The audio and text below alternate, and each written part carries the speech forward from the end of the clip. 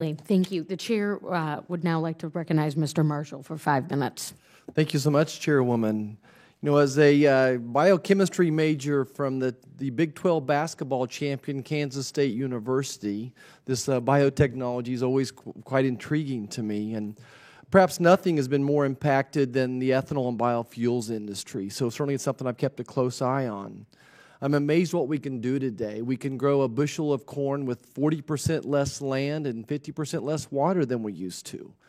And I'm impressed the impact that ethanol has made on the United States. We've decreased greenhouse emissions by about 43%. We have the potential to decrease it by 76%.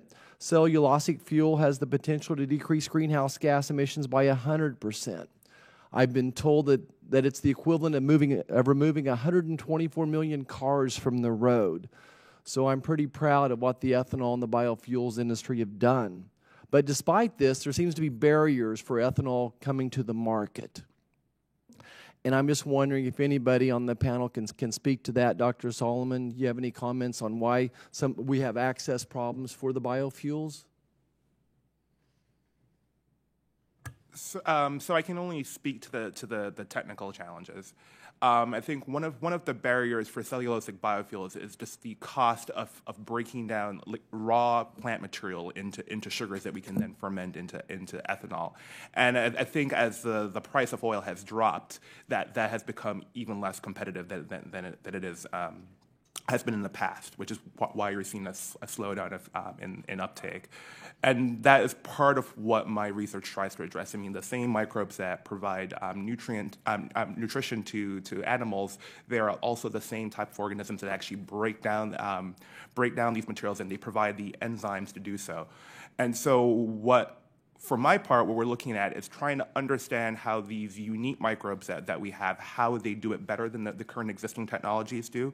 And we're developing approaches to actually manipulate them. So rather than complex bioprocessing where we have a cost associated with breaking down lignocellulose and then a cost with upgrading it, can we get some efficiency by combining those two steps in a single organism? Can we engineer this one organism to go directly from grass to fuel rather than having to essentially take out the middleman? Okay. Dr. Carlson, any thoughts on some of the barriers to market?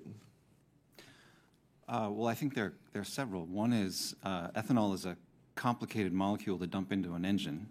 And so even though lots of engines today are supposedly flex fuel and can handle ethanol, it's the wrong kind of solvent, is the right way to say that, I guess. And if you look at Brazil's experience, there are people who like to drive 100% ethanol cars and people who like to drive 100% gas cars, but it's hard to mix those two very effectively on a day-to-day basis.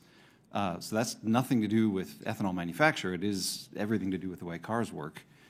So that's one thought. And then another, again, back to the oil price, is that there are certainly months now, if you look at the month-to-month fluctuations in the cost of corn and the cost of ethanol, the price of oil, where it costs more to buy the corn to make ethanol than you can sell the ethanol for, which is a problem that we can't solve by making better ethanol from corn just because corn costs so much.